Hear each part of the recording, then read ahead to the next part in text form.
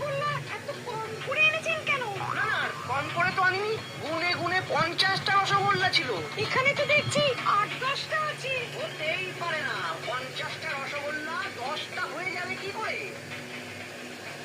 এই গোপালের ওই নাতি নাতনিগুলো খেয়ে নেয়নি তো?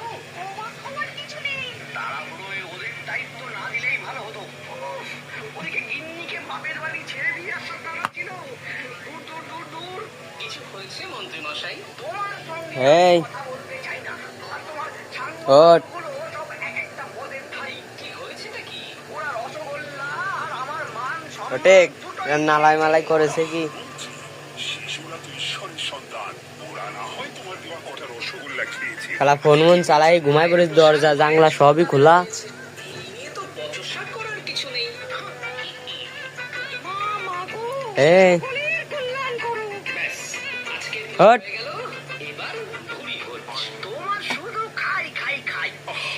গোপাল তো পুজোর আগে শালা ফোন মন অন করে দরজা জানলা সব খুলে খেয়ে গেছে। রাজবাড়িতে সবার জন্য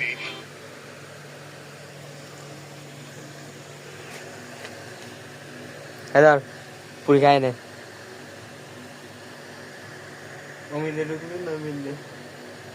জানলা দিয়ে ঢুইছি, দরজা খোলা ছিল।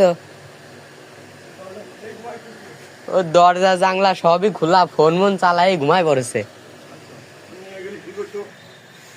ফোনটা নিয়ে গেলে ভালোই তো না?